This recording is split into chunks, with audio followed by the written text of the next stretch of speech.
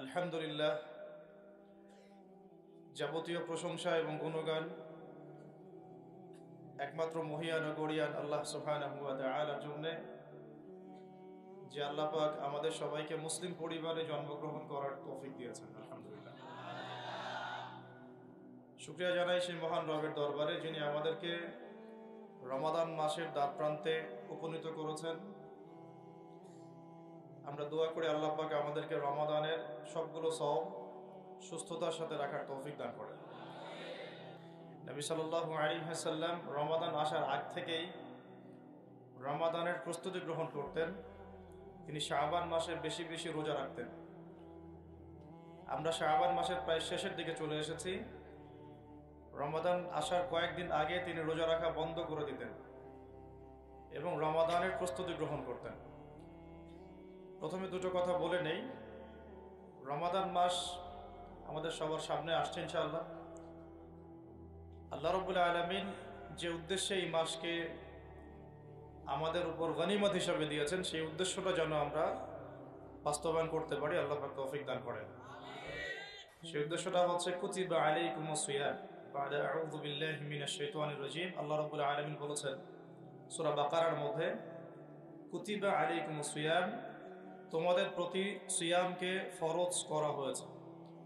কুতিবা মানে অবধারিত করা হয়েছে, ম্যান্ডেটরি করা হয়েছে, অপশনাল না। ইচ্ছা হইল রাখবা, ইচ্ছা হইল রাখবা না, এমন নয়। সিয়ামকে ফরজ করা হয়েছে কামা কুতিবা আলাল্লাযীনা মিন ক্বাবলিকুম, ঠিক যেভাবে তোমাদের পূর্ববর্তী উম্মতের উপরেও সওমকে ফরজ করা হয়েছিল। জানলাম সওম আমাদের উপরে ফরজ, জানলাম এই ফরজ আল্লাহ করেছেন, জানলাম এটা আমাদের উম্মতের উপর নতুন ফরজ নয়। এরকম সওম আগের উম্মতের উপরেও কি ছিল। উদ্দেশ্য লাআল্লাকুম তাত্তাকুন, যাতে করে তোমরা তাকওয়া অবলম্বন করতে পারো। উদ্দেশ্য লাআল্লাকুম তাত্তাকুন, যাতে করে তোমরা তাকওয়া অর্জন করতে পারো। সওমের উদ্দেশ্য লোক দেখানো আমল নয়। সওমের উদ্দেশ্য না খেয়ে থাকা নয়। সওমের উদ্দেশ্য পানি না খেয়ে থাকা নয়। স্ত্রী সহবাস ছেড়ে দেয়া না। সওমের উদ্দেশ্য এই সবগুলো কাজের মধ্য দিয়ে আল্লাহ পাকের ভীতি, তাকওয়া অর্জন করা। কেমন? গতকাল হয়তো অনেকে রোজা ছিলেন, বৃহস্পতিবার ছিল, হয়তো অনেকে কাজা সওমগুলো রাখছেন, বা অনেকে শাবানের সওম রাখছেন। রোজা রাখা অবস্থায় আমরা কি পানি খেয়েছি? খাবার খাই? স্ত্রী সহবাস করি? খাবার খাওয়া হালাল না হারাম? পানি পান করা হালাল না হারাম? স্ত্রী, বিয়ে করা স্ত্রী, তাকে স্পর্শ করা বা তার সাথে সময় কাটানো হালাল না হারাম? সওম রেখে আল্লাহ পাকের সন্তুষ্টির জন্য আমি সব হালাল ছেড়ে দিলাম। কি ছাড়লাম? খাবার হালাল ছেড়ে দিলাম, পানি হালাল ছেড়ে দিলাম, এবং স্ত্রী হালাল ছেড়ে দিলাম। যে হালাল আমি আল্লাহ রাব্বুল আলামিনের সন্তুষ্টির জন্য ছেড়ে দিলাম, সেই সওম রেখে কি আমি আল্লাহর হারামে লিপ্ত হতে পারি? এবং যতক্ষণ আমরা সওমরত অবস্থায় থাকি, আমরা কি ইচ্ছা করলে খেতে পারি না? চুপ করে পানি পান করতে পারি না? এবং চুপ করে স্ত্রীর সাথে সহবাসও করতে পারি, কেউ দেখার নাই। দেখার আছে? কেন করি না? যে কারণে করি না, ওই কারণটার নাম হলো তাকওয়া। বুঝাতে পারতেছি? যে কারণে করি নাই, সেই কারণটার নাম কি? কেন করি নাই? কারণ আমি উপলব্ধি করেছি আমি খেতে পারবো না, আল্লাহ আমাকে দেখবেন। রোজা রাখা অবস্থায় আমি পানি পান করি নাই, কারণ আমার মধ্যে এই কনসিয়াসনেস ছিল যে আল্লাহ আমাকে দেখছেন। স্ত্রী সহবাস করতে পারতাম, করি নাই কেন? কারণ আমি উপলব্ধি করেছি, বা আমার মনে এই কনসিয়াসনেস ছিল যে আল্লাহ আমাকে দেখছেন। আর কেউ না দেখুক, আল্লাহ পাক দেখছেন। এই আল্লাহ কনসিয়াসনেস বা আল্লাহ সম্পর্কে সচেতনতা, এটার নাম হলো তাকওয়া। এই তাকওয়ার শিক্ষা দেওয়ার জন্য সওম আমাদের জীবনে প্রতি বছর ঘুরে ঘুরে আসছে রমাদান। এখন যে সওম রেখে আমরা আল্লাহ পাকের হালাল ছেড়ে দিলাম এই চিন্তা করে যে আল্লাহ আমাকে দেখছেন, আল্লাহ আমাকে শুনছেন, সেই সওম রেখে কেউ কি আল্লাহর হারামে লিপ্ত হতে পারবে? হলে কি রোজা এবং রমাদানের হক আদায় হবে? কথা কি বোঝা যাচ্ছে? তাহলে এই হাদিসটা একটু শুনি। নবী সাল্লাল্লাহু আলাইহি ওয়াসাল্লাম বলেছেন, সেই ব্যক্তির না খেয়ে থাকায় এবং সেই ব্যক্তির পানি পান না করায় আল্লাহ পাকের কিছুই আসে যায় না। যে ব্যক্তি রোজা রেখে মিথ্যা বলা ছাড়তে পারে নাই, অশ্লীলতা ছাড়তে পারে নাই, হারাম ছাড়তে পারে নাই, সেই ব্যক্তির না খেয়ে থাকায়, সেই ব্যক্তির পানি পান না করায়, সেই ব্যক্তি যে স্ত্রী সহবাস করলো না, এগুলোতে আল্লাহ পাকের কিছুই যায় আসে না। যে ব্যক্তি রোজা রেখে মিথ্যা বলল, অশ্লীলতা প্রদর্শন করলো, অথবা গীবত করলো, অথবা আল্লাহ পাকের কাবায়ের ফাওয়াহিশে লিপ্ত হলো, তার মানে কুতিবা আলাইকুমুস সিয়াম কামা কুতিবা আলাল লাযিনা মিন ক্বাবলিকুম লাআল্লাকুম তাত্তাকুন, এটা অর্জন করতে হলে রোজা রেখে আমাকে আল্লাহ পাকের সমস্ত হারাম ছেড়ে দিতে হবে। রোজা রেখে ক্লিন শেভ করলে রোজার হক আদায় হবে না। রোজা রেখে কেউ যদি সুদ খায় রোজার হক আদায় হবে না। রোজা রেখে কেউ যদি মাপে কম দেয় তার রোজা হবে না। রোজা রেখে কেউ যদি মিথ্যা কথা বলে তার রোজা ভেঙে যাবে। রোজা রেখে কেউ যদি গীবত করে রোজা হবে না। রোজা রেখে কেউ যদি বেনামাজি থাকে রোজা হবে না।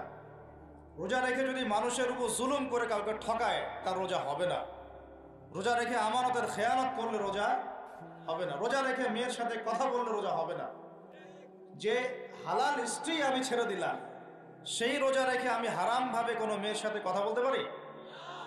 অ্যাফেয়ার করতে পারে? কফি শপে বসতে পারে? বাইকে ঘুরতে পারে? জিনা করতে পারে? রোজা রাখার অর্থ হচ্ছে আল্লাহর সব হারাম ছেড়ে দেওয়া। এটাই রোজার শিক্ষা, লাআল্লাকুম তাত্তাকুন।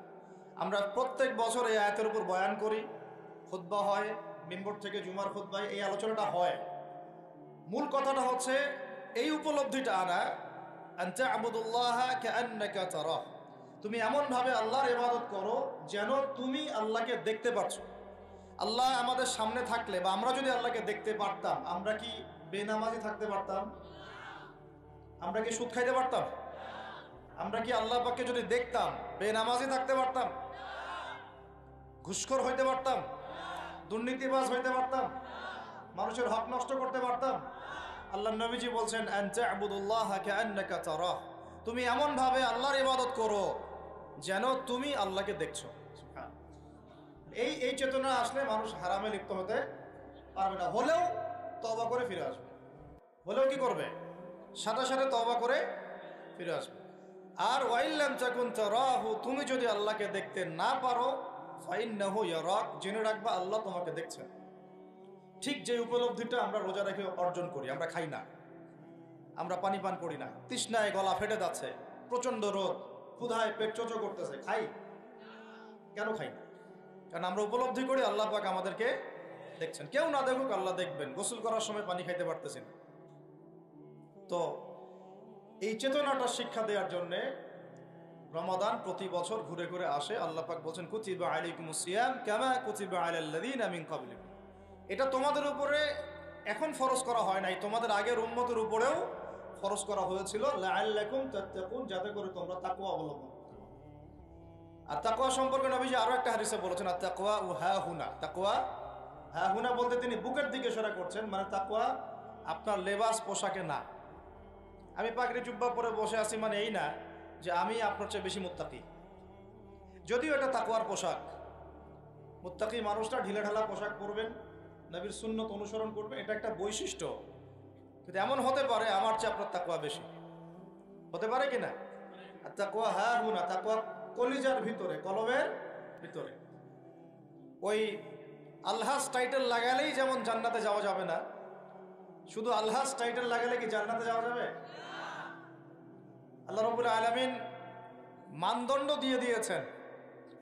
মানদণ্ড, কে ভালো আল্লাহর কাছে, কে সম্মানিত, এটার মানদণ্ড আল্লাহ দিয়ে দিয়েছেন। ইন্না আকরামাকুম ইনদাল্লাহি আতকাকুম, তোমরা যত মানুষ পৃথিবীতে আছো তোমাদের মধ্যে আল্লাহর কাছে সবচেয়ে মকবুল, সম্মানিত, মর্যাদাবান মানুষ তারাই যারা এই তাকওয়ার পরীক্ষায় পাশ করেছে। এই তাকওয়ার শিক্ষাটা দেওয়ার জন্য রমাদান আসে। শিক্ষা নাম্বার 1, রোজা রাখবো রাখার মতো। রোজা রাখবো কি? যাতে তাকওয়া অর্জন করা যায়। রোজা রেখে আমি যেমন হালাল ছেড়ে দিয়েছি, রোজা রেখে আমাকে আমার সমস্ত হারাম ছাড়তে হবে। আর এই হারাম শুধু 1 মাস ছেড়ে দিব এমন না। ঈদের চাঁদ উঠে যাবে, শয়তান ছাড়া পাবে, আমরা আবার শয়তানের সাথে আতাত করে চলা শুরু করব, এটা রমাদানের শিক্ষা না। ওই শিক্ষাটাকে সারা বছর ধরে রাখতে হবে, এটা হলো রমাদানের শিক্ষা। আপনারা খেয়াল করে দেখবেন রমাদান মাসে অনেকে পরহেজগার হয়ে যায়, ঈদের চাঁদ ওঠার সাথে সাথেই আমরা আবার শয়তানের দাসত্ব শুরু করি। ঈদের দিন চাঁদ রাত বলে আমরা একটা কথা বলি না, ওই রাত্রেই প্রমাণ হয় যে শয়তান ছাড়া পাইছে। যেভাবে ধুমধারাক্কা গান বাজনার, বেলাল্লাপনার, পিকনিক টিকনিক এগুলো হয়, বোঝা যায় শয়তান এতদিন বন্দী ছিল 1 মাস, এখন ছাড়া পাইছে। তো 1 নাম্বার নসিহত, রোজা রাখতে হবে রাখার মতো, যে রোজা আমাকে তাকওয়ার শিক্ষা দিবে। আল্লাহ পাক আমাদেরকে এইভাবে রোজা রাখার তৌফিক দান করুন। 2 নাম্বার, আল্লাহ পাক তার আগে একটা কথা বলে নেই, পরে ভুলে যাবো আর কি। এই যে শুনলেন কুতিবা আলাইকুমুস সিয়াম, কুতিবা আলাইকুমুস সিয়াম শুনছেন? অনেকে তো জানে, এখানে তালেব ইলম অনেকে আছেন, ওলামায়ে কেরামও আছেন, তাদেরকে ওয়াজ করার কিছু নাই আমার, আমি সাধারণ মানুষের জন্য বলছি। কুতিবা আলাইকুমুস সিয়ামের আগেও 2টা কথা আছে এই কিতাবে। সূরা বাকারার আয়াত বলছি, সূরা বাকারার মধ্যে কুতিবা আলাইকুমুস সিয়ামের আগেও কুতিবা আলাইকুম দিয়ে আরো 2টা কথা আছে, ঠিক আছে? এটা তো বুঝলেন কুতিবা আলাইকুমুস সিয়াম, সিয়াম ফরজ করা হয়েছে। ঠিক একটু আগে যাবেন, 2-1 পৃষ্ঠা আগে গিয়ে দেখবেন আল্লাহ পাক আয়াত নাজিল করেছেন কুতিবা আলাইকুমুল কিসাস, তোমাদের উপরে কিসাসকেও ফরজ করা হয়েছে। কি ফরজ করা হয়েছে? ওই যে কুতিবা আলাইকুমুস সিয়াম তো বুঝলো, এটা রোজা রাখতেছে 1 মাস, কুতিবা আলাইকুমুল কিসাস বুঝে না। কুতিবা আলাইকুমুল কিসাস আর কুতিবা আলাইকুমুস সিয়াম একই মিজানে না ভাইরা? বুঝতে পারতেছেন তো আপনারা? একই মিজানে, একই ওজনে না? তো কুতিবা আলাইকুমুল কিসাস, তোমাদের উপরে কিসাসকেও ফরজ করা হয়েছে। তোমাদের বলতে আমাদের সবার উপরে, মুসলিমদের উপরে। কিসাসটা কি? কিসাসটা কি? কেউ যদি কোনো ভাইকে অন্যায়ভাবে হত্যা করে, তাকেও সেভাবেই হত্যা করতে হবে, এটা হলো কিসাস। হাতের বদলে হাত, চোখের বদলে চোখ, কি কানের বদলে কান, এমনকি দাঁতের বদলে দাঁত, এর নাম কিসাস। আছে বাংলার জমিনে? আছে? কুতিবা আলাইকুমুস সিয়াম আছে আমাদের সমাজে, কুতিবা আলাইকুমুল কিসাস জাদুঘরে আছে। কোথায় আছে? ওটা ইমপ্লিমেন্ট করতে গেলে জাতিসংঘ বলবে যে আমরা মৌলবাদী হয়ে গেছি। আপনারা পড়েন প্রত্যেক রাতে তাবারাকাল্লাযী বিয়াদিহিল মুলক, তাই না? সূরা মুলক তো পড়েন রাতে, রাতের বেলা সূরা মুলক পড়ার অভ্যাস করেন। নবী সাল্লাল্লাহু আলাইহি ওয়াসাল্লাম এই সূরাটাকে বলেছেন এই সূরা কবরের আযাব থেকে বাঁচাই দিবে ইনশাআল্লাহ। উসমান রাদিয়াল্লাহু আনহু সামনে জান্নাত জাহান্নামের আলোচনা করা হলে তিনি কাঁদতেন না, খুব কম কাঁদতেন, কিন্তু কবরস্থানে কবর দেখলে তার দাড়ি অশ্রু দিয়ে ভিজে যাইত। কারণ এই জায়গায় যে পার পাবে সে সব জায়গায় পার পেয়ে যাবে ইনশাআল্লাহ। ওই জায়গার একাকিত্বে ওই আযাব থেকে বাঁচাবে একটা সূরা, কি নাম? সবাই মুখস্থ করবেন ইনশাআল্লাহ। মাত্র 30টা আয়াত আছে। নবীজি বলেছেন এই সূরা তার পাঠকারীর জন্য সুপারিশ করবে আল্লাহর সামনে, মানে সুপারিশ করবে আল্লাহ পাকের সাথে জোর করবে, না আমার পাঠকারীকে মাফ করে দাও, দিতেই হবে। এক পর্যায়ে আল্লাহ পাক মাফ করে দিবেন ইনশাআল্লাহ। তো এই সূরাটা 30টা আয়াত আছে। নবীজি বলেছেন আমার মন চায় সবাই যেন এই সূরাটা মুখস্থ করে। তো নবীর একটা মন চায়, আমরা সেটা করব না? 2টা সূরা আমাদের মুখস্থ থাকা দরকার সবার। বড় বড় সূরার কথা বলছি, ছোট ছোট সূরা তো আপনারা সবাই অনেকে জানেনই। একটা সূরা ইয়াসিন, একটা হলো সূরা মুলক। সূরা ইয়াসিন পড়বেন একেবারে সকালবেলা ফজরের পরে, এবং ইনশাআল্লাহ বড় বড় বুজুর্গানের দিন যারা ছিল তাদের ডেইলি রুটিনের মধ্যে সূরা ইয়াসিন থাকতোই থাকতো। এটা তেলাওয়াত করে তারা হাজত পেশ করতেন আল্লাহর কাছে, এবং এর ওসিলা আল্লাহ পাক ওই হাজত পূরণ করে দিতেন। এটা পরীক্ষিত আমল। সূরা ইয়াসিন সবার কলেজের মধ্যে থাকা চাই, আল্লাহ পাক তৌফিক দান করেন। আর রাতের বেলা পড়বেন সূরা মুলক। কোন সূরা? যদি আরো পারেন সূরা ওয়াকিয়া পড়বেন। অনেকে বলেন রিজিকের সমস্যা, রিজিকের সমস্যা দূর হওয়ার অন্যতম একটা আমল হচ্ছে সূরা ওয়াকিয়ার তেলাওয়াত। রাতের বেলা কোন সূরা? ইযা ওয়াকাআতিল ওয়াকিয়া লাইসা লিওয়াকাআতিহা কাযিবা, এই সূরাটা তেলাওয়াত করবেন রাতের বেলা। আরো একটা সূরা আছে রাতে তেলাওয়াত করার জন্য, আলিফ লাম মিম সিজদা। আলিফ লাম মিম সিজদা, এটাও তেলাওয়াত করতে পারেন। তো যাই হোক, সূরা মুলকের প্রথম আয়াতে আপনারা পাবেন তাবারাকাল্লাযী বিয়াদিহিল মুলকু ওয়া হুয়া আলা কুল্লি শাইইন কাদির। আমরা এগুলো পড়ি, শুধু খালি পড়ি, প্রত্যেক হরফে 10 নেকি হবে, এই জন্য পড়ি বেশিরভাগ মানুষ। কারণ বাংলাদেশের বেশিরভাগ মানুষ কোরআনের অর্থ জানে না। বাংলাদেশের 16 কোটি মুসলমানের আমার ধারণা 15 কোটি কোরআনের অর্থ জানে না। 1 কোটি মানুষ জানতে পারে, যারা মাদ্রাসার সাথে সম্পৃক্ত আর কি। এই জন্য আমরা বলি যে যদি পাঠ্যপুস্তকে কোরআন শিক্ষাটা বাধ্যতামূলক থাকতো, তাহলে বাংলার 16 কোটি মানুষ কোরআনের অর্থ জানতো। এই কাজটা কি খারাপ হতো না ভালো হতো? আর শিক্ষামন্ত্রীকে এটা কে বুঝাবে? আপনারা বোঝাতে পারলে বুঝান, কে বুঝাবে? কারণ এই যাদেরকে দায়িত্ব আল্লাহ পাক দিয়েছেন তাদেরকে এটা বুঝাবে কে? আমরা তো ছোট মানুষ। যদি নবী সাল্লাল্লাহু আলাইহি ওয়াসাল্লামের জীবনী সিরাত প্রত্যেকের পাঠ্যপুস্তকে বাধ্যতামূলক থাকতো, 16 কোটি মুসলিম জনগণ নবীর জীবনী জানতে পারত। এখন 16 কোটির মধ্যে 15 কোটি জানে না নবীর জীবনীতে কি হয়েছে। এটা তো বেসিক পড়াশোনা। যদি আমরা একটা ভয় করে মসজিদ একেবারে বন্ধ করে ফেলতে পারি, মাস্ক পরাইতে পারি সবাইকে, সোশ্যাল ডিস্টেন্স 10 হাত দূরে দূরে দাঁড়াও, হ্যাঁ, নবীর জামানাতেও অনেক সমস্যা হয়েছে, কিন্তু এরকম করে ডিস্টেন্সে দাঁড়ানো হয় না। যাই হোক, এটা তো জাতিসংঘের আন্ডারে চলতেছে বিশ্বটা আর কি। তো এখন এটা যদি আমি চাপ দিয়ে করাতে পারি, তাহলে আমি পাঠ্যপুস্তকের মধ্যে নবীর সিরাত এবং কোরআন বাধ্যতামূলক করতে পারি না? এই যে আমরা যারা 15-20 বছর ইউনিভার্সিটিতে পড়েছেন, স্কুল কলেজ ইউনিভার্সিটি, এখানে কারা কারা পড়েছেন হাত তুলেন দেখি একটু। যারা অনার্স মাস্টার্স কমপ্লিট করেছেন বা পড়তেছেন এখনো, আপনারা আছেন কতজন?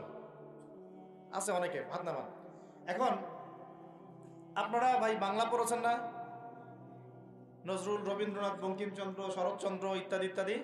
ইংরেজি পড়েছেন না? ব্যাকরণ, দাঁত ভাঙা ব্যাকরণ। বাংলা ব্যাকরণ পড়েছেন না? দাঁত ভাঙা। তারপরে কেমিস্ট্রি পড়েন নাই? হ্যাঁ, ফিজিক্স পড়েন নাই? বায়োলজি পড়েন নাই? তারপরে আমরা হায়ার ম্যাথ করতাম, জটিল জটিল সূত্রগুলো মুখস্থ করেন নাই? কত কি পড়েছেন। কিন্তু এই পড়াশোনাগুলো কেন করেছেন?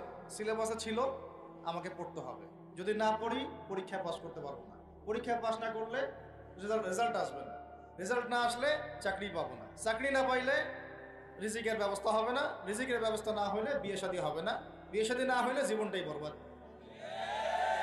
এই তো ফিলোসফি, তো এইটাই, রাস্তা তো এটা না। এখন চাপ দিয়ে এত কিছু পড়লেন, বিসিএস কোচিং করেছেন অনেকেই চাকরির পরীক্ষা দিচ্ছেন, নিয়োগ বিজ্ঞপ্তির পরীক্ষা দিচ্ছেন, প্রাইমারি পরীক্ষা দিচ্ছেন, সবই পড়তেছেন। আমি নিজেও পড়েছি এগুলো আমার মুখস্থ ছিল সব। এখনো হয়তো ধরলে বলতে পারবো কিছু, যদিও এগুলোর চর্চা আমরা বন্ধ করে দিয়েছি।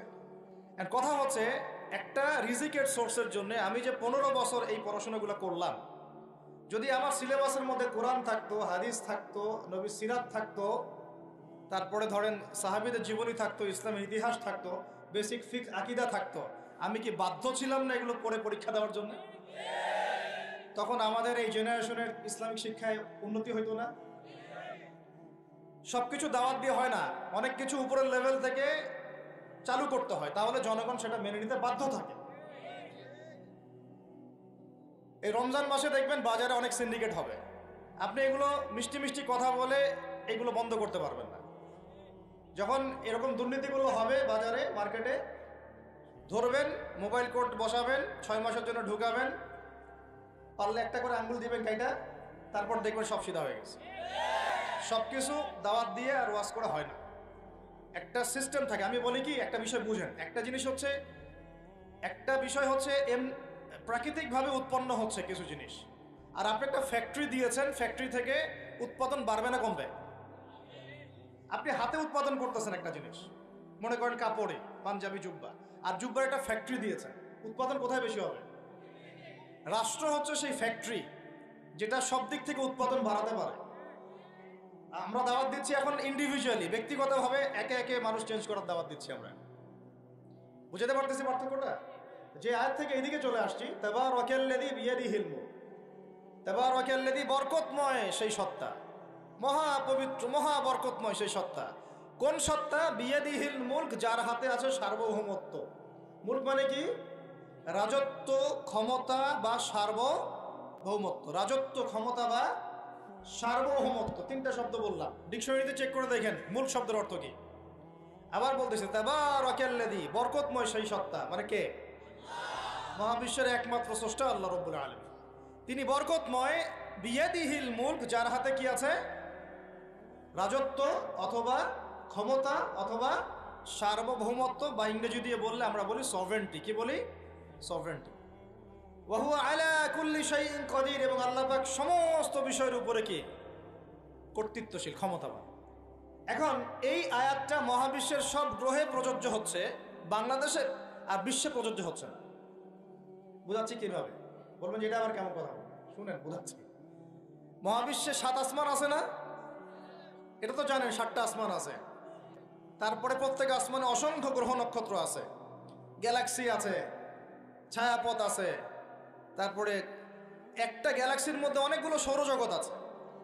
ওই একটা গ্যালাক্সির অসংখ্য সৌরজগতের কোনো একটা সৌরজগতের বাসিন্দা হচ্ছে আমরা। ওই সৌরজগতের মধ্যে এই যে আমাদের 10টা 12টা গ্রহ আছে, সেই গ্রহের কোনো একটা গ্রহের কোনো একটা দেশের কোনো একটা কি জেলার কোনো একটা শহরের কোনো একটা মাঠে বসে আপনি এখন এই বয়ান শুনতেছেন। কথা বুঝতে পারতেছেন?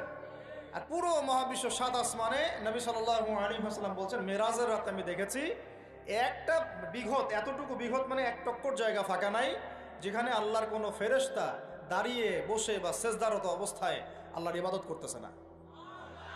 তাহলে পুরো মহাবিশ্বে কার রাজত্ব চলতেছে? এখন এই পৃথিবীর দিকে তাকান, আমরা বললাম তাবারাকাল্লাযী বিয়াদিহিল মুলক, আল্লাহর হচ্ছে সার্বভৌমত্ব, ক্ষমতা কার? আল্লাহ। কিন্তু এখন জমিনের দিকে আপনি তাকান, এই বিশ্বের সার্বভৌমত্ব চলতেছে জাতিসংঘের। কার? এই বিশ্বের রাজনৈতিক মোড়ল জাতিসংঘ।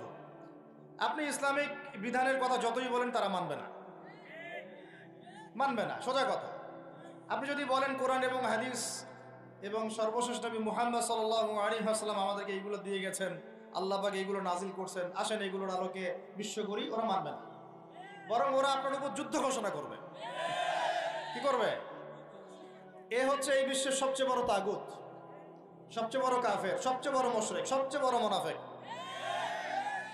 ও যদি বলে যে কোরআন বাদ দিতে হবে, আমার মাথায় যে বুঝ আসে ওই বুঝ অনুযায়ী চলবো, তাহলে সারা বিশ্ব বলবে হ্যাঁ এটাই ঠিক। নাউজুবিল্লাহ।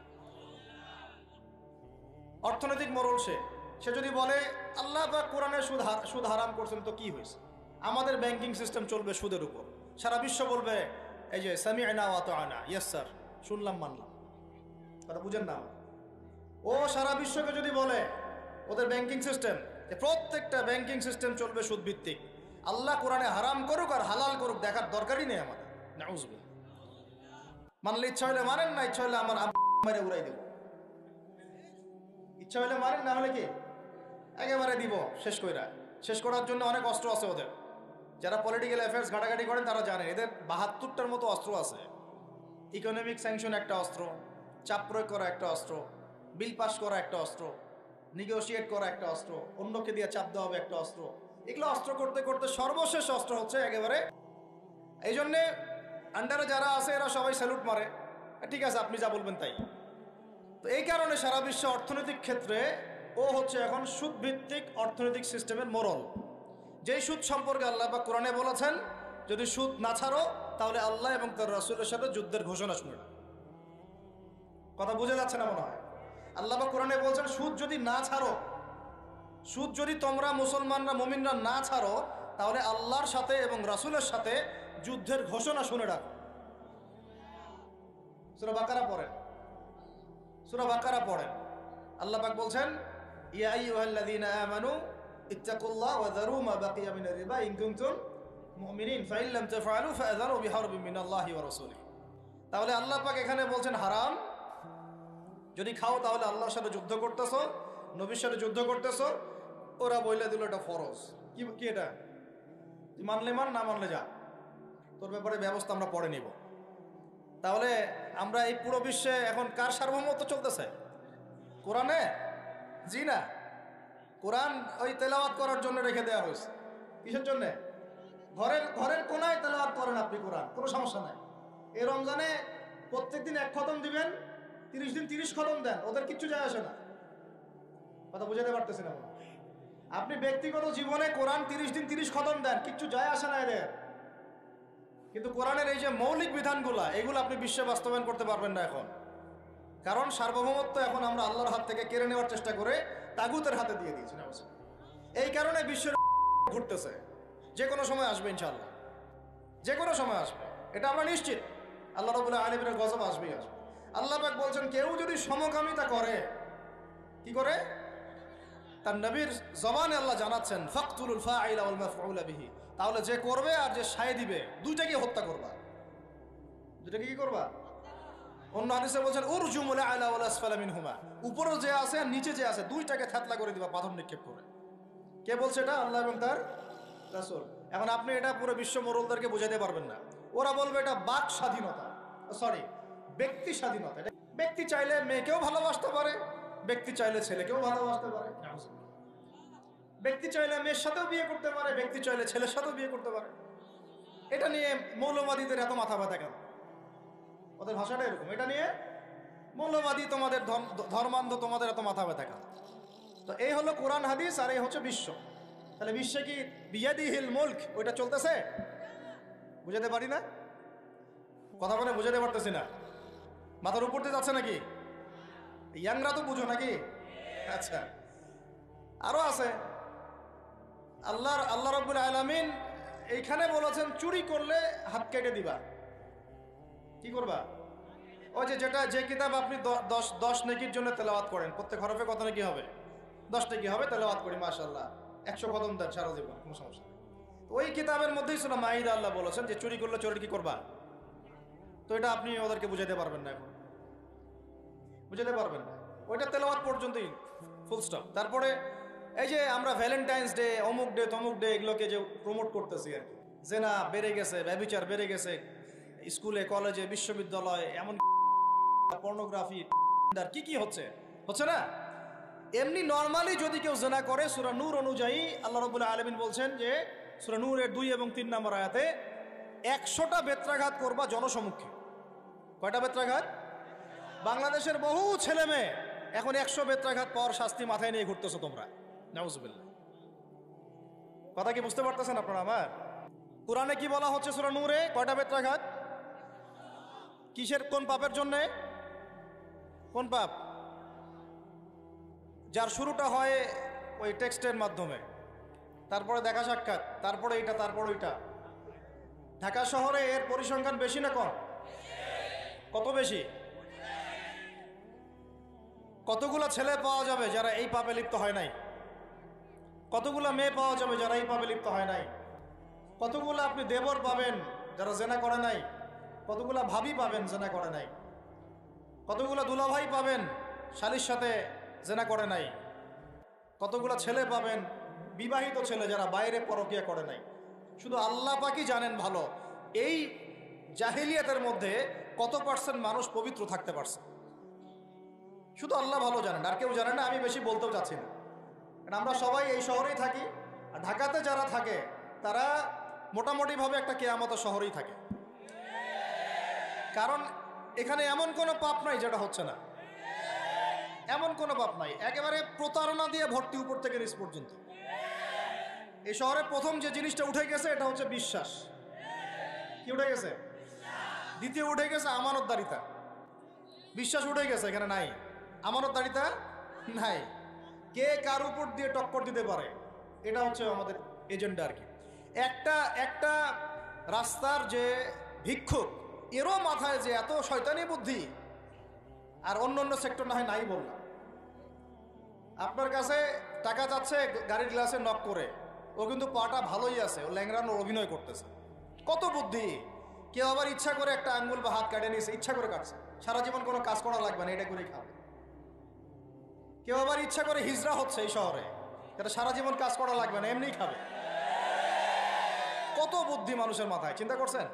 যাকে আপনি টাকা দিচ্ছেন 10 টাকা, ওর ফ্ল্যাট আছে, আপনার কিছুই নাই, ওরই জমি আছে, হিজড়ার সর্দার BMW চালায়, আর আপনি কোনো রকম একটা এক্সকরলা ম্যানেজ করতে পারেননি এখন পর্যন্ত। প্রতারণা দিয়ে ভর্তি, প্রতারণা, আমানতের খেয়ানত, দুর্নীতি, পদে পদে বাটপারি, আর কি বলবো, মানুষকে ঠকানো, জুলুম করা, সুযোগ পাইলেই সুযোগ নেওয়া, সুযোগ পাইলে একটু সুযোগ নেওয়া। আর বিভিন্ন জায়গায় স্পেশালি মানে কিছু কিছু বড় বড় জায়গায় এমন কিছু মানুষকে বসায় দেওয়া হয়েছে যাদের মনে হয় ইসলামের নাম শুনলেই ভিতরে মানে তেলে বেগুনে জ্বলে উঠে গেল, ইসলাম শব্দটা শুনলেই গায়ে জ্বালা শুরু হয়। তো বেশি দিন নাই ইনশাআল্লাহ, হয় আল্লাহর গজবে এগুলো ধ্বংস হবে, অথবা ইনশাআল্লাহ তাআলা আবাবিল পাখি তো আর আসবে না পাথর ছুটতে। আবাবিল তো পাখির নাম না, আবাবিল মানে তো ঝাঁকে ঝাঁকে, মানে এটা তো ওই আবরাহার বাচ্চা আবরাহার যুগ না যে আবাবিল আসবে আর পাথর ফেলবে। আসবে, পাথর ফেলার প্রজন্ম তৈরি হবে ইনশাআল্লাহ। মূল সমস্যাই হচ্ছে করাপশন, দুর্নীতি, মূল সমস্যাই। এটা যদি না থাকতো সারা বিশ্বে বাংলাদেশকে টক্কর দেওয়ার মতো কান্ট্রি খুব কমই থাকতো। কে না জানে এগুলা, সবাই জানে, আর আমরা মেনেও নিয়েছি এগুলা ভাই, চুপচাপ মনে মনে মেনে নিয়েছি যে ওইখানে গেলে এত দেওয়া লাগবে, ওইখানে এত না দিলে আমার এটা হবে না, ওইখানে এটা দিতে হবে, ওইখানে এটা করতে হবে, আমরা মেনেও নিয়েছি মাশাআল্লাহ। আর যখন জুলুম মানুষ মেনে নেয় তখন আরো বড় জালেমকে আল্লাহ পাক চাপায় দেয়। এই জন্য আমাদের এই অবস্থা সংশোধন হচ্ছে না, ইল্লা মাশাআল্লাহ। আল্লাহ যে কবে করবেন আল্লাহ ভালো জানেন। তবে বিশ্বাস করেন, আপনারা বলেন যে এখন মুসলিম প্রধান দেশ, আমি একটা স্টেটমেন্ট দিয়ে দিচ্ছি এখন বসে বসে, এখন এটা হচ্ছে একটা মুনাফেক প্রধান দেশ। প্রমাণ করতে চাইলে আমার সাথে বসেন। মুনাফেকের আলামত যে কয়টা আছে, কি এক নাম্বার কি, কথা বললেই মিথ্যার উপর দাঁড়ায় আছেন সবগুলা। 2 নাম্বার, আমানত রাখলেই খেয়ানতের উপর খেয়ানত, খেয়ানতের উপর খেয়ানত। মনে করেন আমি একজন ইমাম সাহেব, আমি যদি আমার দায়িত্বে পালন ঠিক মতো না করে আমিও খেয়ানতকারী। এই যে লেকচার দিতে বসছি, এখন আমি যদি চিন্তা করি যে ডাইনে বামে কথা বলে সময় পার করে দেই, হক কথা বলার দরকার নাই, বললে আবার এটা সেইটা, আমি হচ্ছে এখানে এই চেয়ারের খেয়ানতকারী। প্রত্যেকটা ক্ষেত্রে চলতেছে এগুলা। 3 নাম্বার হচ্ছে যখনই ওয়াদা করে কি করে বলেন তো, কয়জন ওয়াদা রাখি আমরা? কোন কোন সময় দেখা যায় অমুসলিম ওয়াদা রাখছে, মুসলমান রাখে না। দুধ কিনতে যাবেন, আমরা হিন্দু ভাইয়ের দোকান খুঁজতেছি, ও পানি মিশাবে না, আপনার কনফিডেন্স তৈরি হয়ে গেছে। মুসলমানের দোকানে যান না কেন, ও পানি মিশাবে। কি একটা অবস্থা, কি একটা অবস্থা। নবী সাল্লাল্লাহু আলাইহি ওয়াসাল্লাম একদিন এভাবে লেকচার দিচ্ছেন, মানে খুতবা দিচ্ছেন। একজন দাঁড়িয়ে বলছেন সাহাবী যে কবে কিয়ামত হবে ইয়া রাসূলুল্লাহ?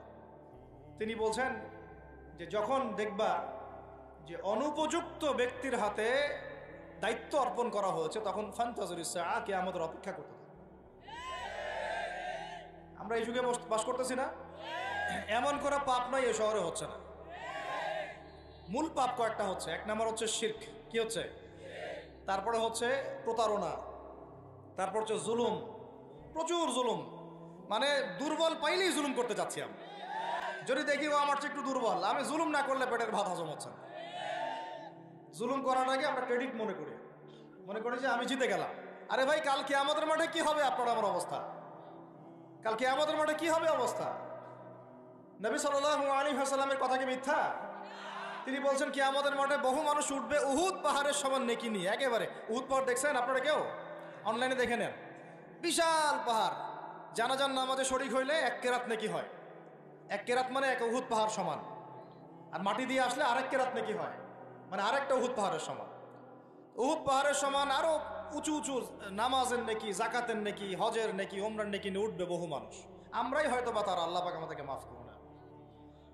ওঠার পরে বহু মানুষ সামনে দাঁড়ায় থাকবে। কাউকে গালি দিছে, কাউকে অন্যায়ভাবে মারছে, কাউকে রিমান্ডে নিয়ে একেবারে পেদানি দিছে, নির্দোষ ছিল, কারো নামে মিথ্যা মামলা দিছে, কারো নামে অপবাদ ছড়াইছে। বেচারা ভালো ছিল, সৎ ছিল, অপবাদ ছড়াই দিছে। কারো নামে ধরেন যে কারো গীবত করছে, কারো টাকা নিয়ে টাকা দেয় নাই, হ্যাঁ, কারো জমি আত্মসাৎ করে খাইছে, ভূমিদস্যু ছিল। মানে মানুষের সাথে জড়িত পাপ ছিল। কি ছিল? অন্যের সাথে জড়িত, মানে অন্যের হক নষ্ট করছে আর কি, অন্যের। এখন আল্লাহ পাক বলবেন যে তোমার এই ঋণ এখন শোধ করো। ওই দিন তো ঋণ শোধ করার কোনো বুদ্ধি আছে? বুদ্ধি নেই। এখন কি পদ্ধতি? ফেরেশতাদেরকে বলা হবে এই ব্যক্তির আমল নামায় যে নেকিগুলো আছে, নামাজের নেকি, রোজার নেকি, হজের নেকি, যাকাতের নেকি, এইগুলা দিয়ে ওদের আমল নামা ভর্তি করো যারা পাওনাদার দ্বারায় আছে। এ ভর্তি করতে করতে করতে করতে এক সময় দেখা যাবে এই ব্যক্তির আমলনামা ফাঁকা হয়ে যাবে।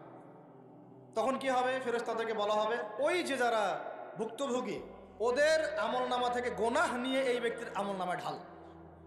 নাউজুবিল্লাহ। এরপরে ওই ব্যক্তিগুলো দেখা যাবে জান্নাতে চলে গেছে, মাজলুম ছিল পৃথিবীতে, ওই দিন সফল হয়ে গেছে, জান্নাতে চলে গেছে। এবারটা দুনিয়া জালেম ছিল, এ জাহান্নামে চলে গেছে। নাউজুবিল্লাহ। আল্লাহ পাক আমাদেরকে এরকম মানুষের হক নষ্ট করা থেকে হেফাজত করে না। ভাই মানুষের হক নষ্ট করতে যায় না। নিজে আমল তো এমনিই কম, ভাঙাচুরা ইমান, মুনাফিকের মতো বসবাস করতেছি। এখন তো আমরা মুনাফিকের মতো বসবাস করতেছি এই দুনিয়াতে। এখন যারা আমার মনে হয় মন থেকে ইমানের দাবি করতে পারে শক্তভাবে যে হ্যাঁ আমরা ইমানদার, এরা হচ্ছে ভাইরা। বুঝলেন এই কথা? তারা মনে হয় দাবি করতে পারে যে হ্যাঁ আমরা ইমানদার। আমরা তো নেফাকের উপরে আছি, এখন আমরা তো স্বীকৃতি দিতে পারতেছি না, সত্যকে স্বীকৃতিও দিতে পারি না। বরং আমরা মানচিত্র থেকে মানচিত্র উঠাই দিলাম, দিয়ে যারা জালেম ওদেরটা প্রতিষ্ঠা করলাম। ওইটাও পাঠ্যপুস্তকে আসছে। আপনারা তো শুধু একটাই শুনে বসে আছেন, একটাই শুনে আসেন না আপনারা? শরীফ শরীফা তো আছেই, এইটাও একটা ইস্যু ছিল। আল্লাহ পাক আমাদেরকে চোখ খুলুন, আল্লাহ পাক আমাদের চোখ খোলার তৌফিক দান করে। আর ভাই বাইরের চোখ তো সবারই খোলা, ভিতরের চোখটা খোলার তৌফিক দান করে। আমি অনেক ভিতরে চলে আসছি, বুঝাইতে চাচ্ছিলাম যে এই বিশ্বে এখন আল্লাহ পাককে সার্বভৌম ক্ষমতার অধিকারী মানা হচ্ছে না। এটা হচ্ছে বৈশ্বিক শিরক। রাজনৈতিক ক্ষেত্রে আমরা আল্লাহর সার্বভৌমত্ব মানছি না, অর্থনৈতিক ক্ষেত্রে আমরা আল্লাহর দেয়া বিধান মানছি না, শিক্ষা ক্ষেত্রে আমরা আল্লাহ পাকের দেয়া শিক্ষানীতি মানছি না, সংস্কৃতির মধ্যে আমরা আল্লাহর সংস্কৃতি মানছি না, ব্যক্তি জীবনে, ইবাদতের জীবনে, পারিবারিক জীবনে, সামাজিক জীবনে আমরা আল্লাহ পাকের সার্বভৌমত্বকে বাদ দিয়ে মানুষের সার্বভৌমত্ব প্রতিষ্ঠা করেছি। আর আমরা তেলাওয়াত করতেছি তাবারাকাল্লাযী বিয়াদিহিল। আমাদের কথা আর বাস্তবতার মধ্যে অনেক ফারাক। আল্লাহ পাক আমাদেরকে কোরআন গভীরভাবে অনুধাবন করার তৌফিক দান করেন। খালি তেলাওয়াত করলেই হবে না ভাই, এর অর্থটা জানতে হবে। অর্থ না জানলে পরে তেলাওয়াত করলে নেকি হবে না, এটা বলি নাই। আমি বলেছি শুধু তেলাওয়াত করলেই পুরো হক আদায় হয় না, শুধু তেলাওয়াত করলেই পুরো হক আদায় হয় না, 100 বার হয় না। আবার বলতেছি শোনেন ভালো করে, তেলাওয়াত করলে প্রত্যেক হরফে 10 নেকি হয়, কিন্তু শুধু তেলাওয়াত করলেই কোরআনের সম্পূর্ণ হক আদায় কোশ্চিনকালেও হয় না। এই যে অর্থগুলো না জানলে আপনি কিভাবে বাস্তবায়ন করবেন, বুঝবেন কিভাবে, কি বলেছেন আল্লাহ পাক কোরআনে? এই যে একটা আয়াত নিয়ে এতগুলো কথা বললাম, আপনারা এখন চোখ খুললো যে সারা বিশ্বে আল্লাহর সার্বভৌমত্ব সভরেন্টি নাই। এখন আমরা মানুষেরটা প্রতিষ্ঠা করেছি কিছু কিছু জায়গায়, ইল্লা মাশাআল্লাহ, কিছু কিছু জায়গায় আমরা মেনে নিয়েছি যে আল্লাহ পাকের সার্বভৌমত্ব ক্ষমতার অধিকারী। এখন তো এটা মানুষের হাতে উঠাই দিয়েছেন। আল্লাহ পাক আমাদেরকে পাঠাইছেন দুনিয়াতে তার খলিফা হিসেবে। কি হিসেবে? আল্লাহর খলিফার কাজ কি? শয়তানের দাসত্ব করবে না আল্লাহর? বলেন, আল্লাহর খলিফার বৈশিষ্ট্য কি, ফাংশন কি? সে কি শয়তানের দাসত্ব করবে না আল্লাহর? সে কি আল্লাহর বিধান মানবে না শয়তানের? সে কি আল্লাহর সার্বভৌমত্ব মানবে না শয়তানের? তাহলে আমরা আল্লাহ পাকের কয়টা বিধান বাস্তবায়ন করতে পারছি? একজন আমাকে খুব কড়া ভাষায় বলছিলেন একদিন যে আপনি প্রথম ব্যক্তি মনে হয় বলেছেন ঢাকা হচ্ছে দ্য সিটি অফ আখিরুজ্জামানে। আপনি চোখে দেখেন না ঢাকা শহরে এত এত মসজিদ আছে? বললাম যে এইটা আপনার চেয়ে আগে আমি দেখছি ঢাকা শহরে এতগুলো মসজিদ আছে। আমার কাছে হিসেব করা আছে কয়টা মসজিদ ঢাকায় আছে। তাহলে আপনি বললেন যে এটা সিটি অফ আখিরুজ্জামান। বললাম ঢাকা শহরে এতগুলো যে মসজিদ আছে কত বছর থেকে আছে? বলছে 50, 60, 70 বছর থেকে। তো বলো 70 বছরে কোরআনের আপনি একটা বিধান বাস্তবায়ন করতে পারছেন ঢাকায়? বলেন, পারছেন? ঢাকা শহরে কি চোরের হাত কাটা হয়? ঢাকা শহরে কি যে জেনার শাস্তি দেওয়া হয়? মদ পান করলে 40 লাঠি দেওয়া হয়? ব্যভিচার করলে রজম দেয়া হয়? সমকামিতা করলে রজম দেয়া হয়? ধর্ষণ করলে প্রকাশ্য মৃত্যুদণ্ড দেয়া হয়? মসজিদ দিয়ে কি করবেন আপনি? বলেন, এতগুলো মসজিদ দিয়ে কি করবেন? মসজিদে আমরা নামাজ পড়ি, ব্যক্তিগত ইবাদত। আর মানুষের বাঙালিকে কারা জানি বুঝাইছে সারা জীবন যত ইচ্ছা পাপ কর, শেষ জীবন একটা মসজিদ বানায় যাইস বা মসজিদের সভাপতি হয়ে থাকিস। ঠিক আছে, যত ইচ্ছা কর, যা ইচ্ছা কর, সুদ খা, ঘুষ খা, সব কর, শেষে একটা মসজিদ বানাই দিস। কারণ হাদিসটাও যে মান বানা লিল্লাহি মাসাজিদান বানাল্লাহু বাইতান ফিল জান্নাহ, কেউ যদি আল্লাহর জন্য একটা মসজিদ বানায়, আল্লাহ পাক তার জন্য জান্নাতে একটা ঘর বানাবে। ব্যাস, এই হাদিসের উপর আমল কইরা কবরে যাবে। সারা জীবন যে আমি মাশাআল্লাহ নাউজুবিল্লাহ আল্লাহর কোনো বিধানই মানলাম না, না নামাজ, না যাকাত, না সাদাকা, না এই যে কোরআন এর হক আদায় করা, না আমর বিল মারুফ, না নাহি আনিল মুনকার, না ইকামাতের দিন, ইত্যাদি ইত্যাদি। অনেক অনেক গভীর ভাই, আলোচনাও গভীর, পরিবেশও অনেক গভীর, অন্ধকারও অনেক গভীর। এই অন্ধকার থেকে বের হইতে হইলে ভাই রমাজান আমাদের সামনে একটা মৌসুম, এটা আল্লাহ পাক সুযোগ দেন। আপনারা তো দেখেন সন্ধ্যাবেলায় পাখিরা কোথায় ফিরে যায়, বাসায় ফিরে যায় না? এই সারা বছর সারা জীবন আমরা অনেক দূরে চলে গেছি আল্লাহ থেকে, রমাজান আসছে এখন আবার বাসায় ফিরে আসে। রমাজান কেন আসে?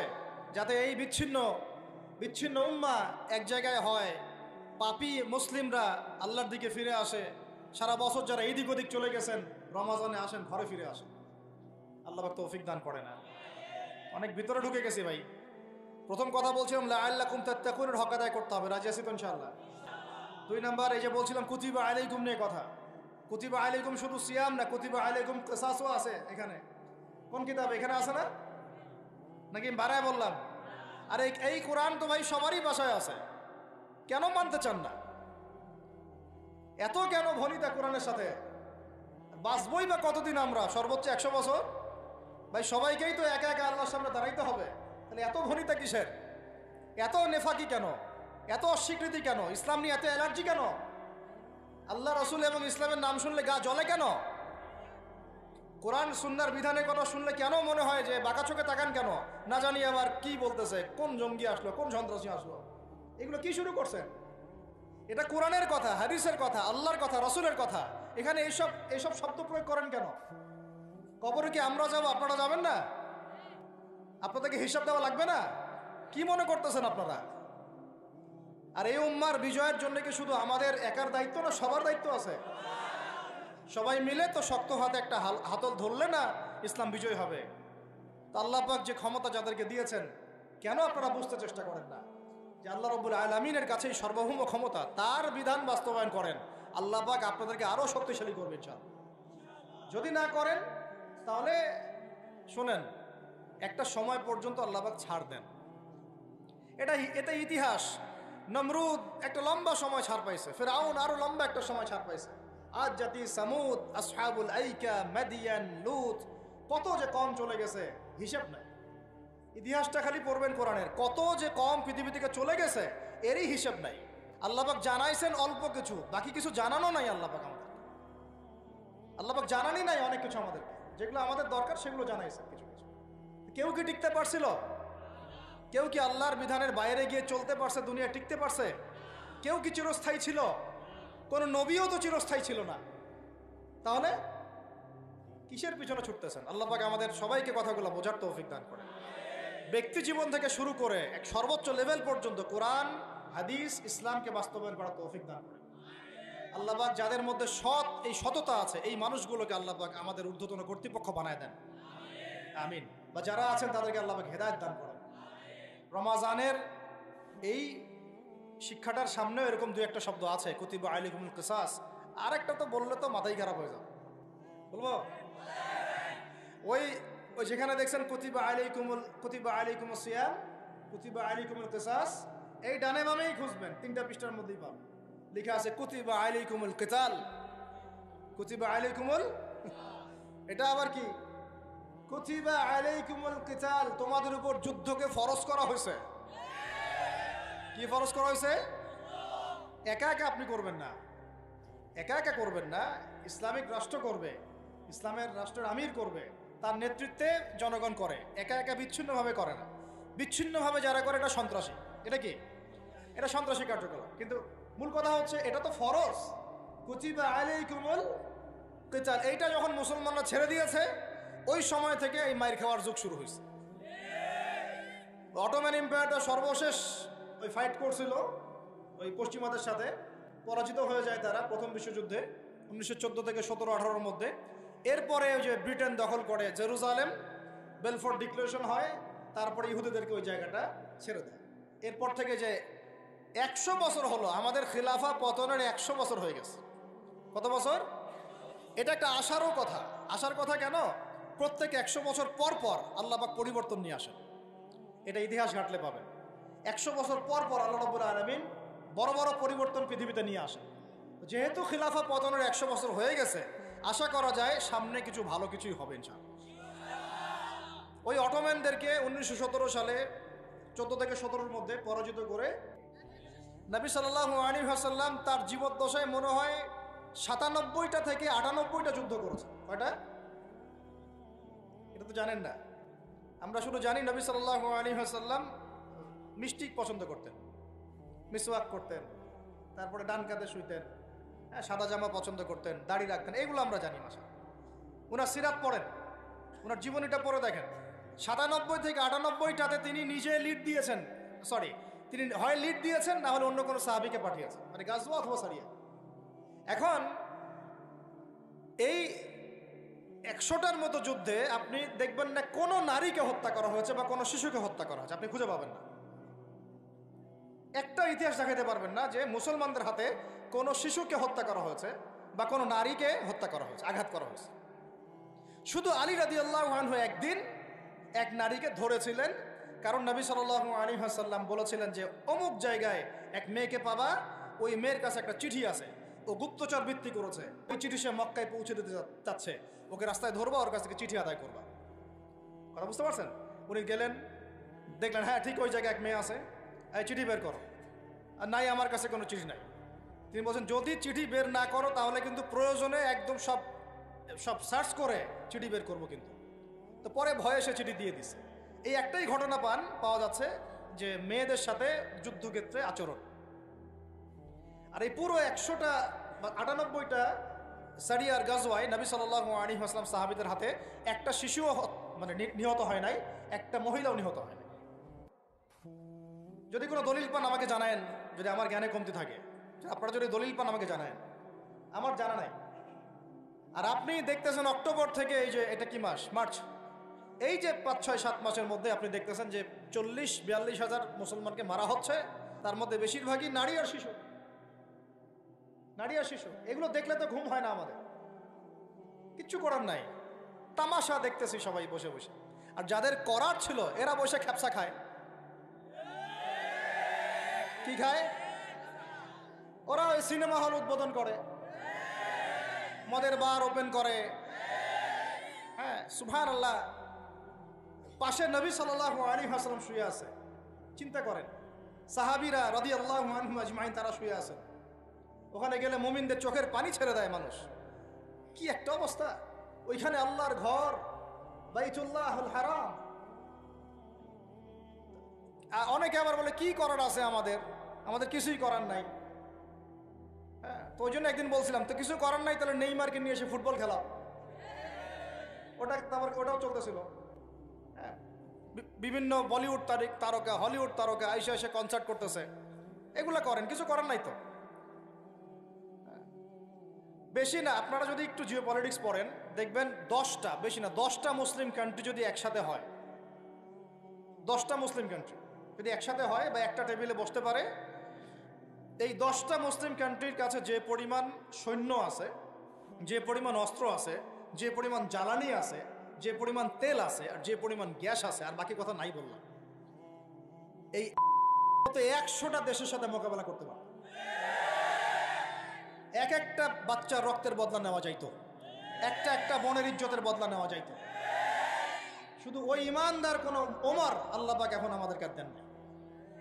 কারণ কেন দেন নাই জানেন? কারণ আমরা তো আর তার সাহাবীদের মতো না। আমরা যদি সাহাবীওয়ালা জিন্দেগি আবার শুরু করি, আল্লাহ পাক ওমর ইবনুল খাত্তাবও পাঠাবেন ইনশাআল্লাহ। বুঝাতে পারতেছেন?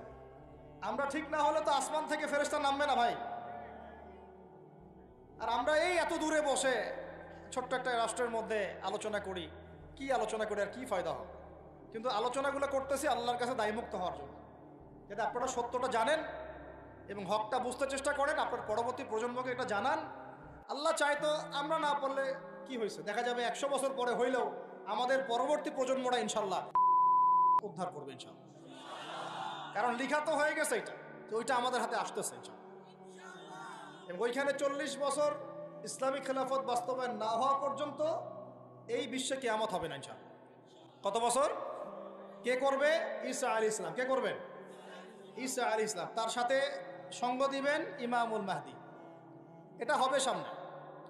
এখন ওইটা যখন হবে, ওই 40 বছর ইসলামী খেলাফত, তখন তাবারাকাল্লাযী বিয়াদিহিল মুলক, ওই আল্লাহ পাকের যে মুলক, আল্লাহ পাকের সার্বভৌমত্ব, আল্লাহ পাকের সরভেন্টি, আল্লাহ পাকের রাজত্ব, ওইটা সারা বিশ্বে প্রতিষ্ঠা হবে।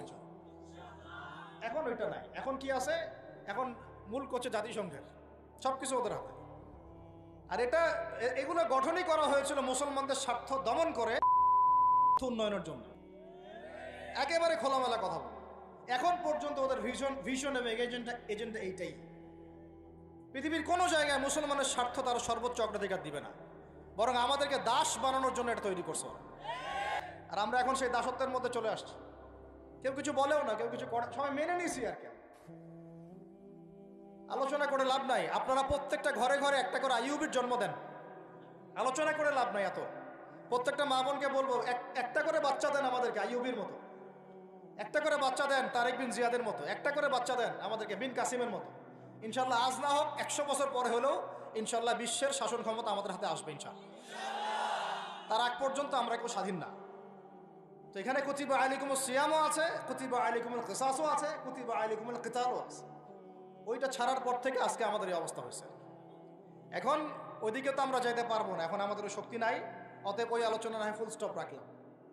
এখন এই মাসে আমরা কি আল্লাহর দিকে ফিরে আসতে পারি কিনা? অন্তত যারা নামাজ আমরা কাজা করছি বা অলসতা দেখাচ্ছি, রমজান মাসে 5 ওয়াক্ত পাক্কা নামাজি হইতে পারবো তো ইনশাআল্লাহ? না, ফরজ নামাজের সাথে সাথে সুন্নত আর নফলগুলোর পাবন্দ হইতে পারবো তো ইনশাআল্লাহ? রমজান মাসে দাড়িটা ছাড়তে পারবো তো ইনশাআল্লাহ? পোশাক চেঞ্জ করতে পারবো তো ইনশাআল্লাহ? সুদ ছাড়তে পারবো তো ইনশাআল্লাহ? সমস্ত জেনা ছাড়তে পারবো তো ইনশাআল্লাহ? সমকামিতার এগুলো ধার কাছেও তো যাবো না ইনশাআল্লাহ? মাপে কম দেওয়া ছাড়তে পারবো তো ইনশাআল্লাহ? যত রকম দুর্নীতি, সুদ ঘুষ ছাড়তে পারবো তো ইনশাআল্লাহ? রমজান মাসে আমরা আবার ওই পাখিদের মতো, পাখিরা যেমন ঘরে ফিরে, আমরা আল্লাহর কাছে ফিরবো তো ইনশাআল্লাহ? কয়েকটা কাজ খালি বলে শেষ করে দিচ্ছি। এর পরের আয়াতে আপনি পাবেন, জাস্ট এর পরের আয়াতেই, মানে এগুলো সিকোয়েন্স ওয়াইজ সাজানো হয়েছে। একটু গবেষণা করলে দেখবেন এগুলো আল্লাহ পাক সাজিয়ে দিয়েছেন সুবহানাল্লাহ। মানে একটার সাথে একটা। আমি তুলনাটা এভাবে দেই, আপনারা কি অ্যাস্ট্রোনমি নিয়ে কেউ পড়াশোনা করেছেন? হাত উঠান দেখি কেউ। অ্যাস্ট্রোনমি বোঝেন? জ্যোতির্বিদ্যা কেউ পড়েছেন কখনো? একজনও নাই? আচ্ছা ঠিক আছে, অ্যাস্ট্রোনমির দরকার নাই। ফিজিক্স নিয়ে পড়েছেন কারা কারা? ফিজিক্স, আপনি ফিজিক্স বুঝেন না? পদার্থবিদ্যা কারা কারা পড়েছেন? এই তো মাশাআল্লাহ। আপনারা যদি আকাশের দিকে তাকান, আকাশের মধ্যে তারাদের মধ্যে একটা জ্যামিতিক মিল আছে না? আছে না? ওটা ফিজিক্স যারা পড়েছে তারা বুঝবে, সবাই বুঝবে না। কিন্তু আপনি আপনার মানে কি বলবো, আপনার মাথাই খারাপ হয়ে যাবে যে আসমানে আল্লাহ রাব্বুল আলামিন এত সূক্ষ্মভাবে একটা কিভাবে করেছেন। এটাই প্রমাণ করে যে আল্লাহ রাব্বুল আলামিন ছাড়া কোনো ইলাহ নাই। আল্লাহ পাক সূরা মুলকের মধ্যে এটা বলেছেন যে তোমরা আসমানের দিকে তাকাও। এটা আপনারা পড়েন নাই সূরা মুলক? তাবারাকাল্লাযী বিয়াদিহিল মুলক ওয়া হুয়া আলা কুল্লি শাইইন কাদির আল্লাযী খালাকাল মাউতা ওয়াল হায়াতা লিয়াবলুয়াকুম আইয়ুকুম আহসানু আমালা ওয়া হুয়াল আজিজুল গফুর আল্লাযী খালাকা সাবআ সামাওয়াতিন তিবাকা। 7টা আসমান আল্লাহ পাক স্তরে স্তরে সৃষ্টি করেছেন। তিবাকা মা তারা ফি খালকির রহমানি মিন তাফাউত। আপনি এই আল্লাহ পাকের সৃষ্টির মধ্যে একটা ছোট্ট কোনো খুঁত পাবেন না। সুবহানাল্লাহ। আল্লাহ পাক বলেন ফারজিউল বাসরা, দেখো আসমানের দিকে তাকাও, তোমার দৃষ্টি ফেরাও। ফারজিউল বাসরা হাল তারা মিন ফুতুর, কোনো কি খুঁত পাচ্ছ? পাবা না। সুম্মা রজিউল বাসরা, আবার দৃষ্টি ফেরাও। ইয়ানকালিব ইলাইকাল বাসরু খাসিআ ওয়া হুয়া হাসির, তোমার দৃষ্টি নতজানু হয়ে, ক্লান্ত পরিশ্রান্ত হয়ে বারবার ফিরে আসবে। তুমি আল্লাহর এই সৃষ্টির মধ্যে কোনো খুঁত পাবা না। আল্লাহু আকবার। যারা আপনারা এই আকাশের তারার জ্যামিতিটা বোঝেন, ফিজিক্স যারা পড়েছেন বা অ্যাস্ট্রোনমি নিয়ে যারা ঘাটাঘাটি করেন, তাদেরকে বোঝাচ্ছি, কোরআনের আয়াতগুলো ঠিক এই রকম করে আল্লাহ রাব্বুল আলামিন নাজিল করেছেন। একটার সাথে একটা মিলালে পরে একটা মানে কাঠামো তৈরি হয় আর কি। এমন না যে একটা আয়াত পড়লে একটা থেকে মাসআলা বের করা যাবে। ওইটার সাথে সম্পৃক্ত অন্য আয়াত আছে, ওটার সাথে সম্পৃক্ত আবার একটা হাদিস আছে, ওর সাথে সম্পৃক্ত আবার সাহাবীদের আমল আছে। মানে এভাবে তারার মতো মিলাতে হবে ডটসগুলো। বুঝতে পারতেছি না মনে হয়? তারার ডটস মিলালে যেমন পথ খুঁজে পাওয়া যায়, কোরআনের আয়াতগুলো একটার সাথে একটা মেলালে এরকম হেদায়েত পাওয়া যায়। সুবহানাল্লাহ, বুঝতে পারছি কথা? এরপরে লাগবে হাদিস, তারপরে সাহাবীদের আমল, তারপরে ইমামগণের মতামত, এভাবে আসবে আস্তে আস্তে। তো যেটা বলতে চাচ্ছিলাম, এর পরের আয়াতে আপনি দেখবেন আল্লাহ পাক বলছেন শাহরু রমাদান আল্লাযী উনজিলা ফীহিল কুরআন। সুবহানাল্লাহ, রমাদান কোন মাস? যে মাসে তুমি তাকওয়া অবলম্বন করবে, এই জন্য এই মাসকে রোজাকে ফরজ করা হয়েছে। এটা সেই মাস যেই মাসে আল্লাহ পাক কোরআন নাজিল করেছেন বলে। সুবহানাল্লাহ। তাহলে তাকওয়া অর্জিত হবে কোন কিতাবের মাধ্যমে? বুঝতে পারলাম? যেই কিতাব আল্লাহ পাক রমাদানে নাজিল করেছেন, সেই কিতাব ছাড়া অন্য কোন উৎস আছে যেখান থেকে আমি তাকওয়া অর্জন করতে পারবো? আছে? নাই। তার মানে আমাদেরকে রমাদান মাসে এই কোরআনের হকটা আদায় করতে হবে। রাজি আছে কিনা ইনশাআল্লাহ? আল্লাহ পাক বলেন না ইন্না আনজালনাহু ফি লাইলাতুল কদরি। আল্লাহ পাক বলছেন এই মাসে কি নাজিল করেছি? ইন্না আনজালনাহু ফি লাইলাতুল কদরি। কোন রাতে কোরআন নাজিল হয়েছে? লাইলাতুল কদর। লাইলাতুল কদর কোন মাসে? রমাদান মাসে। প্রথম দশকে না শেষ দশকে না মাঝখানে? শেষ দশকের কয় তারিখে? বেজর রাতে। এটা ভালো উত্তর। কোন রাতে? বেজর। হয় 21, না হলে 23, না হলে 27, না হলে 25, না হলে 29, কোনো একটা তো হবেই হবে ইনশাআল্লাহ। আল্লাহ পাক আমাদেরকে বেশি বেশি লাইলাতুল কদর পড়ার তৌফিক দান করেন, এবং আমাদের যৌবনে আল্লাহ পাক বেশি বেশি রমাদান দান করেন। যৌবনে আমাদের শক্তি বেশি থাকে, তাই না? বার্ধক্যে গেলে তো অনেক সময় চাইলেও অনেকে রাখতে পারেন না। তো যৌবনটা আল্লাহ পাক যেন আমাদের বরকতময় করেন, এবং যৌবনে বেশি বেশি আল্লাহ পাক রমাদান এবং লাইলাতুল কদর নসিব করেন। আমিন। তো এখন লাইলাতুল কদর যেহেতু রমাদানে, তাহলে কোরআন নাজিল হয়েছে কোন মাসে? রমজান মাসে। তো রমাদান মাস তাকওয়া অবলম্বন করতে বলা হচ্ছে, তাহলে কোন কিতাব দিয়ে তাকওয়া অবলম্বন করব? ব্যাস হয়ে গেল। এখন রমাদান মাসে কোরআনের 6টা হক আদায় করলে তাকওয়া অর্জন হবে। কয়টা হক? মুখস্থ করেন আমার সাথে। 1 নাম্বার, 100% মুসলমানকে কোরআন তেলাওয়াত করতে হবে। রাজি আছেন কি না? তেলাওয়াত না পারলে শিখতে হবে। তেলাওয়াত না পারলে এটা নিজের উপর ফরজ মনে করে শিখতে হবে। নফল মনে করে শিখবেন না, ফরজ মনে করে শিখবেন। 2 নাম্বার, কোরআনের অর্থ জানতে হবে। কি করতে হবে? 3 নাম্বার, কোরআনের সমস্ত আদেশ মানতে হবে। কি করতে হবে? 4 নাম্বার, এর সমস্ত নিষেধ ছাড়তে হবে। কি করতে হবে? 5 নাম্বার, এর দাওয়াত মানুষের ঘরে ঘরে পৌঁছাতে হবে। ঠিক আছে? আর 6 নাম্বার, এই কিতাবের যে বিধানগুলা সেগুলো আমরা পর্যায়ক্রমে ব্যক্তি, পরিবার, সমাজ, রাষ্ট্র, বিশ্বে বাস্তবায়ন করব ইনশাআল্লাহ। 6টা হক কি কি বলেন আমার সাথে? আবার বলেন। 1 নাম্বার, বিশুদ্ধ তিলাওয়াত। 2 নাম্বার, অর্থ অনুধাবন। 3 নাম্বার, বলেন, আদেশ আছে না কোরআনে অনেক? আদেশ মানা। 4 নাম্বার, নিষেধ ছাড়া। 5 নাম্বার, এর দাওয়াত মানুষের কাছে। এই দায়িত্ব কি আমার একার না আপনার একার না সবার?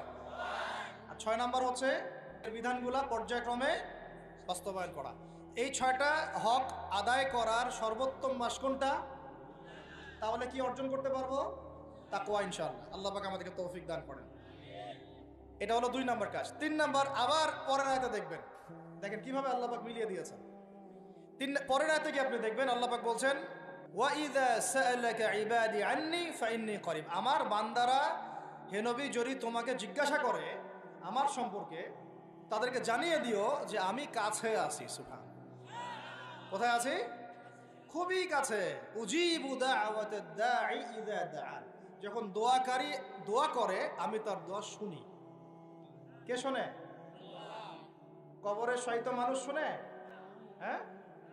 ওই মাজারে গিয়ে শুনে? অমুক বাবা তমুক বাবা শুনে? কে শুনে?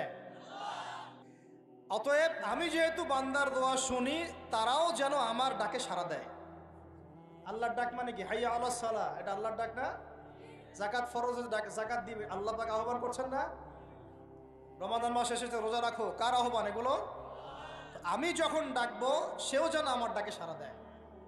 আর ওয়াল ইউমিনু বি, এবং আমার প্রতি ঈমান রাখে, এতে করে তারা সুপথ প্রাপ্ত হবে ইনশাআল্লাহ। তাহলে রোজা রেখে আমরা কি করব? আমরা বেশি বেশি আল্লাহর কাছে দোয়া করবো ইনশাআল্লাহ। 3টা কাজ তো পেয়ে গেলাম। 1 হচ্ছে তাকওয়া অবলম্বন করব, মানে রোজা রাখার মতো রাখবো। 2 নাম্বার, কোরআনের হক আদায় করব। 3 নাম্বার, বেশি বেশি দোয়া করব, রোজা রাখা অবস্থায় বেশি বেশি দোয়া করব। 3 শ্রেণীর মানুষের দোয়া ফেরত দেওয়া হয় না, জানেন তো হাদিসটা। এক শ্রেণী হচ্ছে রোজাদার, আরেক শ্রেণী হচ্ছে মুসাফির, আরেক শ্রেণী ওই যে মাজলুমের দোয়া, এটা বিফলে যায় না। আরও এক শ্রেণী আছেন অন্য হাদিসে, পিতা মাতার দোয়া সন্তানদের জন্য, এটা আল্লাহ পাক ফেরত দেন। আমরা যারা পিতা মাতা হয়েছি সন্তানদের জন্য বেশি বেশি দোয়া করবেন, আল্লাহ পাক তৌফিক দান করবেন। তো এই 3টা কাজের বাইরে আমি আরও 7টা কাজ বলে দিচ্ছি রমজান মাসে করবেন, ঠিক আছে ইনশাল্লাহ। 4 নাম্বার, বেশি বড় করছি, খালি পয়েন্টগুলো বলছি। 4 নাম্বার হচ্ছে রমজান মাসে বেশি থেকে বেশি মানুষকে ইফতারি করানোর চেষ্টা করবেন। এই যে যুব সমাজ যারা আছেন, ইফতারের প্রজেক্ট রেডি করবেন। প্রত্যেকটা দুস্থ, অসহায়, এতিম, মিসকিন, বিধবা এই পরিবারগুলোতে 1 মাসের বাজার করে দিবেন। পারা যাবে ইনশাল্লাহ। যত কালো টাকা উঠাইছে সব, ওগুলো টেনে টেনে বের করবেন সব, বুঝছেন। বাংলাদেশে এমন বহু মানুষ পড়ে আছে যাদের একজনের জাকাতের টাকা দিয়ে একটা গ্রামের মানুষকে খাওয়ানো যায়। ওগুলো উসুল করবেন চাপ দিয়ে দিয়ে। কটা বললাম? 4টা। বেশি বেশি মানুষকে ইফতার করানো। 5 নাম্বারটা আমার খুবই পছন্দের একটা আমল, এবং সবার সামর্থ্য হয়তো হবে না, তবে আমরা নিয়াত করি, আল্লাহ পাক নিয়াতেই বরকত দিবেন।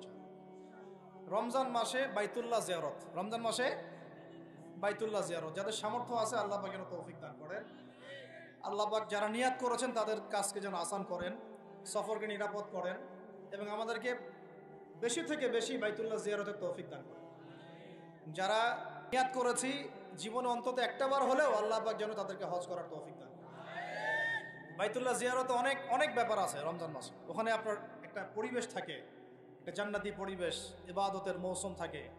হ্যাঁ, রোজা রাখা, নবী সাল্লাল্লাহু আলাইহি ইসলামের রওজা জিয়ারত, বাইতুল্লাহ তাওয়াফ, ঠিক আছে, ইসলামের ইতিহাসের জায়গাগুলো ঘুরে দেখা, তারাবি, মানে একটা অন্যরকম আমেজ সেখানে বিরাজ করে। আল্লাহ রাব্বুল আলামিন আমাদেরকে রমাদান মাসে বেশি থেকে বেশি বাইতুল্লাহ জিয়ারতের তৌফিক দান করেন, আমিন ইয়া রাব্বাল আলামিন।